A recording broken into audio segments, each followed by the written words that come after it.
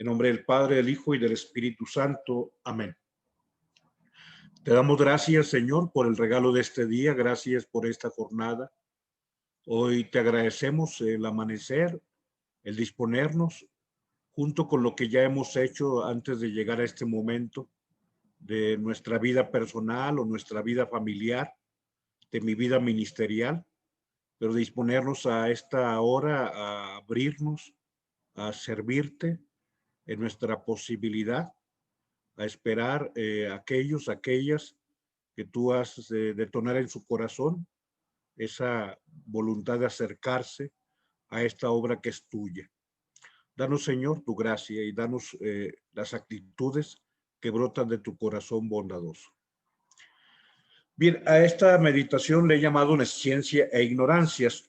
Ignorancia, es la conjunción copulativa equivalente a la Y. Y obviamente aquí no hay problema de cacofonía, porque no es ignorancia, sino tiene la consonante la T para que entonces no haya problema en la pronunciación. Pero nesciencia et ignorancia. Tanto nesciencia, la C se pronuncia como CH, nesciencia y la T se pronuncia como C, nesciencia et ignorancia. Cuando uno ubica un poco el latín, uno ya ubica ciertas cosas que en castellano se viven. Por ejemplo, siempre la T que se pronuncia como C, en castellano se va a escribir como C de casa, nunca como S. Entonces, si alguien un día escribe, por ejemplo, ignorancia con S, es porque no sabe esta raíz que tiene en el latín. Ignorancia con T, la T equivale al castellano con la C. Por ejemplo, nesciencia con T, obviamente nesciencia o ciencia como tal, se va a escribir también con C de casa. Entonces, nesciencia et ignorancia, perdón que me ponga ahorita un poco gramático, no dramático. Nesciencia et ignorancia, los dos significan ignorancia. Pongo abajo una acepción lo más breve posible por el espacio que se nos permite en la diapositiva, pero para que tú y yo podamos ubicar estos conceptos. Entonces, nesciencia podríamos traducirlo como no ciencia, tal cual, o sin ciencia, es una negación de algo que no se posee. Nesciencia, sin ciencia o con no ciencia. Y bueno, la nesciencia, que significa ignorancia, es desconocer aquello que no es nuestra obligación conocer. Te digo, puede ser otra traducción más amplia. Lo puse lo más acotado posible. O sea, desconocer aquello que no es nuestra obligación. Entonces, por ejemplo, es mi obligación conocer sobre lo que este aparatito debe tener y cómo funciona. Pues sí debo saber cómo prenderlo y cómo cargarlo y cómo cuidarlo, etcétera, y todo ello. Pero obviamente aquí tengo otro aparatito también que Dios me ha regalado.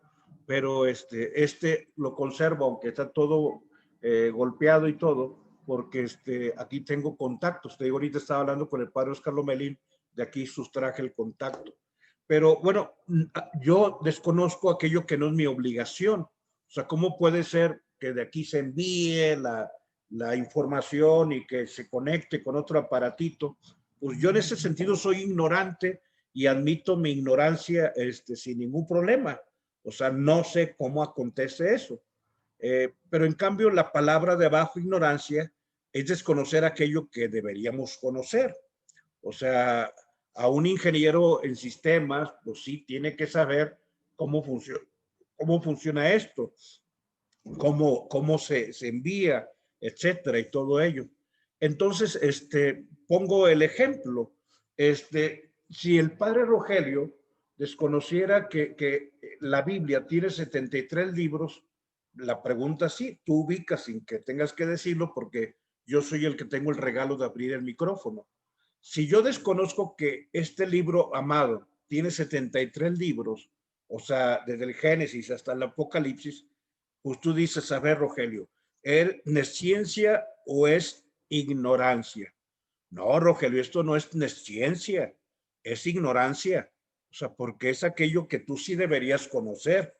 A lo mejor si tú le preguntas a tu sobrina Lupita, que tiene 7 años, ¿y cuántos libros tiene la Biblia? Lotería, si lo sabe, ¿verdad?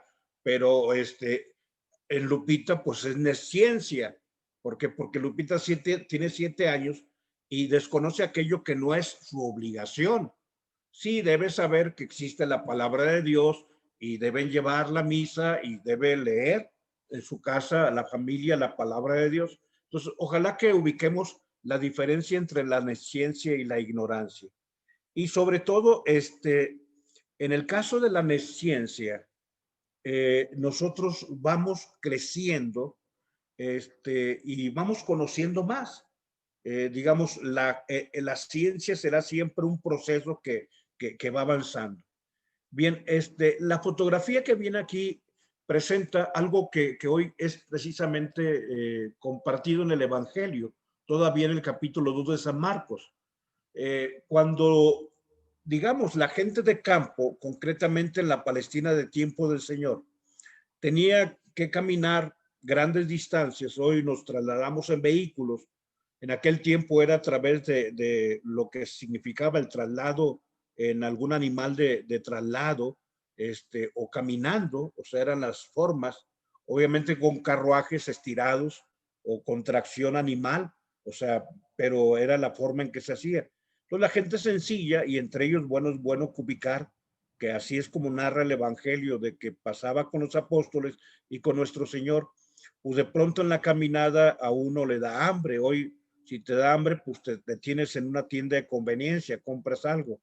En aquel entonces veían un sembrado de trigo y no había ningún problema porque, digamos, estaba a la vera del camino. Entonces se acercan y arrancaban algunas espigas de trigo y entonces empezaban a frotarla en las manos para quitarle la cascarita, la corteza, y se comían el cereal, o sea, el pequeño granito, se lo iban comiendo, o sea, como cuando tú y yo partimos la nuez o partimos el piñón y entonces sacamos el fruto y nos lo comemos, muy rico, o el cacahuatito y ya vamos comiendo. Obviamente todos estos productos tienen algún proceso, sobre todo el cacahuate, pero digamos, esa era la práctica.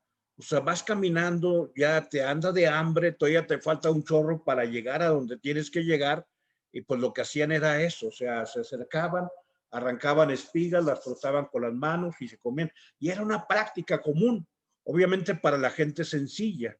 En cambio, lo que nos presenta el Evangelio el día de hoy es el grupo de los fariseos que ven que lo están haciendo en sábado. O sea, el problema no es que arranque las espigas, o sea, el problema no es que, o sea, no los están acusando de robo, o sea, no es robo, o sea, es que vas pasando por un camino y así como arrancas el limón o arrancas la manzana o arrancas la naranja, pues pasas y hay espigas y comes espigas. Oye, es que no es tu terreno, no, no ese es el problema. El problema no es que estén tomando algo que no les pertenece por ser un campo que está en la brecha, en el camino, a la vera del camino, sino el problema aquí es, o sea, no te acuso de robo, sino de lo que te estoy acusando es de que lo haces en sábado. Esa es la problemática que nos están presentando el día de hoy. Bien, vamos adelante. Voy a presentarte 4 diapositivas sobre la situación que hoy se nos presenta. Hoy vamos a hablar del Dios que se ha encarnado y que se hizo hombre. Estas dos palabras que van a estar un poco reiteradas en la presentación son dos expresiones que tú y yo usamos mucho en el símbolo del credo el domingo. En Sarquesanta se encarnó, en Antropesanta se hizo hombre, en Sarquesanta, en Antropesanta, en Sarquesanta, en Antropesanta. Te digo, perdóname que hoy está un poco extraña la reflexión, pero es para profundizar el texto del día de hoy. Y dentro de ese Dios que se ha encarnado y que se ha hecho hombre, hoy se hace referencia a este personaje llamado David, que en su tiempo él va y el sacerdote le da el pan de la presencia para que pueda comer. Pues aquí lo importante y lo bello del texto del Evangelio es como aún con nuestro gran amor a Dios, digamos, Dios tiene un amor por el hombre y aún lo sagrado está a la orden o al servicio del ser humano. Es lo que va a utilizar. Por eso adelante les presento ahora esta fotografía de San Ambrosio de Milán, que hizo algo parecido a lo que se narra dentro del Evangelio. O sea, lo sagrado, aún con ser lo sagrado, está al servicio del ser humano. San Ambrosio de Milán, cuando él es arzobispo de Milán, de quizá quien ha ido a Italia, ubica la grandeza de esta ciudad en el norte de Italia, de lo que es la bota italiana, en la parte norte. Y si alguien conoce el Domo de Milán, dentro de todo lo que hay, la escala, el domo, o sea, toda la parte de la lonja, la cuestión de toda esa corredor que tiene a un lado, saliendo del domo a mano derecha, con todas esas construcciones hermosas, arquitectónicas, con las grandes tiendas de marcas de ropa, de moda, los grandes diseñadores, etcétera. Bueno, ya dejo la referencia a Milán y agradecido con Dios por el regalo de conocerlo, pero un día San Ambrosio de Milán, en esa gran ciudad tan próspera, acontece que se enferma el pueblo, hay una peste. Y entonces, ¿qué es lo que hace este hombre? Lo que hace es tomar los vasos sagrados de oro, de piedras preciosas, y los vende para curar a su pueblo, para darles de comer. Entonces, ¿cómo lo sagrado, aún siendo lo sagrado y lo más grande que hay, está en servicio del ser humano? Adelante, te comparto esta fotografía que a mí me llena de orgullo. Don Rogelio Cabrera López, hace aproximadamente, no sé, 5 años, 6 años, debe ser 5 años. Yo tengo ya, ahora en abril cumplo 4 años aquí, debe ser 5 años, en la Basílica del Roble. Quita todas las bancas y pone mesas, sillas, y ahí van a estar sentados gente de la calle. O sea, obviamente había personas voluntarias como la jovencita que está sentada a espalda de don Rogelio, pero a mano derecha, mirando de frente, junto al número 19, hay dos personas que deambulan en la calle y a quienes se les invitó a comerse unos tamalitos ahí en la Basílica del Roble. O sea, digamos, en la casa de Dios, en la casa de sus hijos. Te pongo adelante el siguiente ejemplo. Este lugar quizá algunos de ustedes lo conocen. Sobre todo este lugar lo conoce muy bien Sergio Torres, lo conoce Ceci, la familia de Sergio y de Ceci, lo conoce Martita Patiño, este lugar lo conoce Chuy Aldana, y tú dices, bueno, ¿qué tienen en común Sergio, Chuy, Martita? El gusto, la pasión por la música. Entonces, esta es la Escuela Superior de Música y Danza de Monterrey, también llamada la Escuela Carmen Romano, ahí en el sector del Obispado. Yo no la conozco, o sea, nunca he entrado. Obviamente sí he pasado por afuera. ¿Y por qué pongo estas fotografías, incluyendo a esta quinceañera que se tomó fotografías en este hermoso escenario arquitectónico? Porque esta construcción era la casa del obispo, en el Cerro del Obispado. O sea, durante algunos siglos, esta era la casa, o sea, aparte del edificio del obispado que está ahí arriba, que tú conoces y al que sí hemos entrado por el museo y por esta bandera y por todo lo que queramos, y porque a mí me tocó algún día incluso una puesta hermosísima, en una noche hermosa, de una orquesta de música, con algunas piezas como la Marsellesa hermosa, o sea, con las albas que se tiraron, o bueno, detonaciones que simulaban las albas de cañones y todo. Bueno, volviendo a este edificio, la iglesia de Monterrey, que era la propietaria, porque todavía ahí vivió don Alfonso Espino y Silva, solamente para que ubiques, él murió el año 76, en 31 de mayo del año 1976. Y cuando él muere, es entonces cuando se decide venderla. Y bueno, ya esa casa, que era la casa del obispo, se vendió porque la diócesis tenía algunas deudas en torno a la construcción del antiguo seminario de Corregidora y tenía que comprar algunas propiedades y entonces se desprendió de esta propiedad.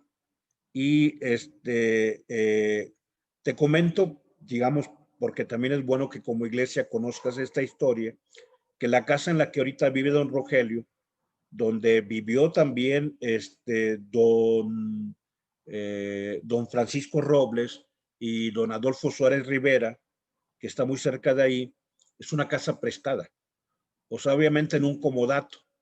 Una persona muy, muy noble, muy, muy generoso en Monterrey, hizo un contrato de comodato para que la casa en la que viven ahorita, don Rogelio, es una casa que es una propiedad de Manolito Rivera. Y entonces ahí es donde está viviendo. O sea, ¿por qué ahí? Porque esta que era la casa se vendió para otras necesidades. Entonces, posiblemente quienes conocen esa construcción y la han admirado, es bueno que conozcan que hay un momento en que la iglesia, ante una necesidad, se desprende de algo en orden a satisfacer otras necesidades. Pero ya me tardé mucho y bueno, vamos al texto del Evangelio y procuraré ser un poco más fluido en aquello que es parte de lo que hoy te comparto. Que el Señor esté con ustedes. Proclamación del Santo Evangelio según San Marcos. Gloria a ti, Señor Jesús. Sucedió que un sábado Jesús atravesaba un sembrado y sus discípulos mientras caminaban iban arrancando espigas. Los fariseos le preguntan, mira, ¿por qué hacen el sábado lo que no está permitido? Él le responde, ¿no habéis leído nunca lo que hizo David cuando él y sus hombres se vieron faltos y con hambre? ¿Cómo entró en la casa de Dios en tiempo del sumo sacerdote Abiatar? Comió de los panes de la presencia, que solo está permitido comer a los sacerdotes, y se los dio también a quienes estaban con él. Y les decía, el sábado se hizo para el hombre y no el hombre para el sábado. Así que el Hijo del Hombre es Señor también del sábado. Palabra del Señor. Gloria a ti, Señor Jesús. Bien, creo que ya está contextualizado lo que te comparto.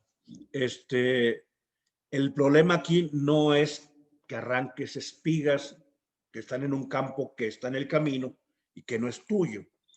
No los acusan de robo, sino porque lo hacen en sábado. O sea, porque violan el día sagrado. Y el Señor responde con un texto o una alusión a la historia donde le dice que no leyeron que en tiempo del rey David tienen hambre, pues no había comida. Pues fueron al templo porque sabían que allá había pan de la presencia, el pan sagrado, por decir así, la comunión, el pan, el maná, o sea, aquello que Dios había dado. Y entonces, pues ellos comieron porque tienen hambre y más aún David, pues tú dices, bueno, David es el rey, es un ungido, sí, pero también le dio a los suyos, a quienes estaban con él. Y el Señor, bueno, ubica que aún lo sagrado, en tiempo de necesidad del ser humano, está subordinado a ayudar al ser humano. Por eso todos los elementos que te fui compartiendo. No obstante, mi enfoque es otro. Adelante. Yo te comparto que esta es mi reflexión, yo le llamo la más peligrosa. Esta reflexión apenas la redacté hace 2 años. Tenía tiempo que obviamente ubicaba este contenido. Digamos, es una reflexión que yo puedo decir es inédita porque no estaba editada, pero también incómoda porque sí va a causar incomodidad. Adelante. Hablo de que nuestro Señor Jesucristo tiene un error histórico, una imprecisión histórica. Y yo, bueno, ahorita afirmo con una pregunta, ¿Jesús se equivocó al referir la historia patria de Israel? O sea, este texto que te decía de Marcos 2, 23 al 28 es un texto pues, que no podemos omitir. Marcos 2, 23 al 28. Ahí está. Y no vamos a arrancarle esa página al texto sagrado. ¿Cómo puede ser que el Señor pueda tener imprecisiones al citar al sumo sacerdote en tiempo de David? Y más aún, esto nos causa problema porque dices, a ver, Jesús es Dios, sí, pero ¿cómo puede Dios equivocarse en su ciencia? Y en este caso, en el texto, digamos, no es de San Lucas, aquí yo me equivoqué, sino de San Marcos, hay una imprecisión acerca de la genealogía sacerdotal. Digamos, en tiempo del rey David, como dice el Señor, no era Abiatar, sino Ahimelech, conforme nos lo comparte, aquí está el primer libro de Samuel, capítulo 21, versículo del 2 al 17.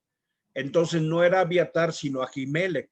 O sea, David entra en tiempo del sacerdote Ahimelech y entonces come del pan de la presencia. Quienes han tratado de solucionar este texto con el error histórico, adelante, han buscado dos explicaciones. Y entonces, bueno, algunos dicen, bueno, es que Abiatar fue más conocido que Ahimelech, por eso el Señor hace una referencia a que en tiempo de Abiatar, y aparte dice en tiempo de Abiatar, no dice que era Abiatar, y bueno, por ahí buscan una explicación. Y bueno, también hay otros que dan una segunda explicación, pues de que hay una segunda tradición o una tradición paralela, divergente, que dice que no era Abiatar el papá de Ahimelech, sino Ahimelech el papá de Abiatar, al revés de lo que aquí se está mencionando. Y la referencia es al segundo libro de Samuel, capítulo 8, versículo 17. No obstante, adelante, ahorita yo sé que me meto en cuestiones temerarias, pero desde lo cristiano, pero desde lo teológico, digamos, padre, ya nos variaste, pues hablar de ignorancia y de ciencia y hablar acerca de enantropesanta y ensarquesanta y bueno, o sea, puede parecer como que me meto en cuestiones técnicas, teológicas, que pareciera que más bien es una especie de compartir presunción, pero créeme que la verdad me parece que esto es bellísimo. O sea, no estoy faltando el respeto a nuestro Señor, como si yo quisiera decir, yo tomo un bisturí y de aquí para allá, aquí está lo divino en Jesús y de aquí para acá está el elemento humano. Hoy quisiera ir más allá y asumir lo que dice Filipenses 2, 6, 11, que aquel que siendo de condición divina no escatimó el hacerse hombre, sino que se despojó, se hizo hombre, y con él el asumir la naturaleza hasta morir en la cruz. Y por eso adelante quiero que tú y yo ubiquemos lo que confesamos los domingos en el credo. O sea, tú y yo manifestamos que Jesucristo es verdadero Dios y verdadero hombre. Y en la parte de abajo pongo en letrita roja lo que es el credo llamado símbolo de los apóstoles o el credo corto, donde decimos creo en Jesucristo, su único Hijo, nuestro Señor, que fue concebido por obra y gracia del Espíritu Santo, nació de Santa María Virgen. Digamos, es la parte que se profesa de fe en la persona de Jesús, de nuestro Señor Jesucristo. No obstante, ahora sí viene la siguiente, las dos afirmaciones adelante del credo niceno-constantinopolitano, que también te lo comparto. Sobre todo es subrayado las dos expresiones que ahora estoy yo tratando de que tú y yo asimilemos. Dice, creo en un solo Señor Jesucristo, Hijo único de Dios, nacido del Padre antes de todos los siglos, Dios de Dios, luz de luz, Dios verdadero, engendrado, no creado, de la misma naturaleza que el Padre, por quien todo fue hecho, que por nosotros los hombres y por nuestra salvación bajó del cielo. Y luego dice, y por obra del Espíritu Santo, en Sarquesanta se encarnó de María, la Virgen María, y et en Antropesanta, y se hizo hombre. Entonces, son estas dos afirmaciones las que tú y yo tenemos en el credo, en Sarquesanta y en Antropesanta. O sea, en Antropesanta se hizo hombre y en Sarquesanta, que puede estar con Q o con X, en Sarquesanta se encarnó. Dos afirmaciones. Las dos refieren que aquel que empieza diciendo un solo Señor Jesucristo, Hijo único de Dios, Dios de Dios, luz de luz, Dios verdadero, dice en Sarquesanta se encarnó, en Antropesanta se hizo hombre. Adelante, aquí lo importante es que tú y yo afirmamos que Jesús es hombre verdadero. O sea, lo que decimos tú y yo es que es verdadero Dios, pero también verdadero hombre. Porque quizá tenemos hoy que ubicar que si yo te pregunto, ¿Jesús tuvo algún error histórico? No, no, no. ¿Cómo va a tener errores históricos si Él es Dios? Pero también es hombre. Y ahorita te digo, puse en lugar de San Marcos, puse San Lucas en la diapositiva y tú no vas a pensar que yo por eso soy menos torpe o más torpe o lo que fuera. O sea, en ese sentido tenemos que aceptar que Jesús es hombre y a veces nos resistimos porque muchos, sobre todo quienes se inspiran en los evangelios apócrifos, pues dicen, no, es que Jesús desde niño era Dios y entonces iba moldeando con barro en sus manitas en los pajaritos y luego le soplaba y luego se iban los pajaritos volando, por lo tanto, pues ya había manifestaciones de su divinidad. Oye, tú, Rogelio, que dices que a Jesús se equivocó, eso es una blasfemia, es un error tuyo, o sea, tú eres el que tienes el demonio, y vuelvo a la pregunta, adelante. ¿Jesús ignoraba algo, ya que hemos hablado de la ignorancia y de la nesciencia? Y alguien dice, bueno, si Jesús ignoraba algo, entonces no era Dios. Perdóname que te interrumpa, ahora sí tus sandeces. Claro que Jesús es Dios, pero también es hombre, en Sarquesanta, en Antropesanta. Y bueno, tenemos que ser muy precisos. Yo no afirmo que Jesús como Dios ignora algo, sino que Jesús siendo Dios que se hizo hombre, en cuanto hombre va creciendo en edad, en sabiduría y en gracia de Dios. Y en ese sentido Jesús tuvo procesos humanos como los tuyos y los míos. Voy a ir a la afirmación más difícil. Adelante. Ya no te pregunto si Jesús ignoraba algo, o más bien, si Dios, que es Jesucristo, ignoraba algo. Voy a decirte, ¿Jesucristo es Dios? Sí. La pregunta es, ¿Dios murió el Viernes Santo? Y tú dices, pues sí, ahí está, la cruz de nuestro Señor, Padre. Pues sí, murió el Viernes Santo. Cuidado. El Viernes Santo, Dios no murió. Tienes que ser muy preciso en tu afirmación. Perdóname, te digo, esto parece muy presuntuoso y hasta perfumado de alguien que quisiera en ese momento estar como que llegando a cosas que van más allá de la razón humana. Pero sí tienes que ser muy preciso. O sea, el Viernes Santo Dios no murió. El Viernes Santo, Dios hecho hombre murió humanamente. Dios hecho hombre murió humanamente. No te entiendo. Sí, o sea, te voy a decir cuál es la mayor gloria de aquel que posee gloria. No te entiendo otra vez. Tú le estás quitando la mayor gloria a aquel que posee la gloria. Bueno, ¿cuál es esa gloria mayor que le estoy quitando? Adelante. Lo que dice la carta a los filipenses. Ese texto. El cual, siendo de condición divina, no reivindicó su derecho a ser tratado igual a Dios, sino que se despojó de su grandeza y tomó la condición de esclavo, haciéndose como los demás hombres. Sí, Jesús se hizo hombre. Y este Dios hecho hombre, como hombre, iba creciendo en edad, en sabiduría y en gracia. Como hombre había cosas que tú te equivocas. Oye, tú que estás aquí, ¿te equivocas?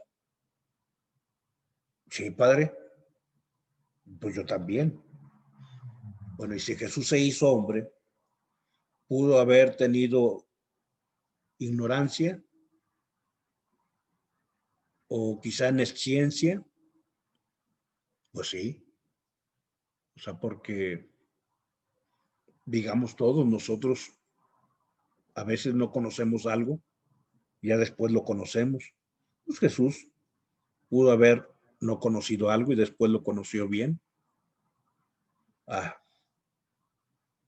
Sé que es complejo, pero la mayor gloria de aquel que posee la gloria es que, siendo de condición divina, se despojó de su grandeza y se hizo como los demás hombres.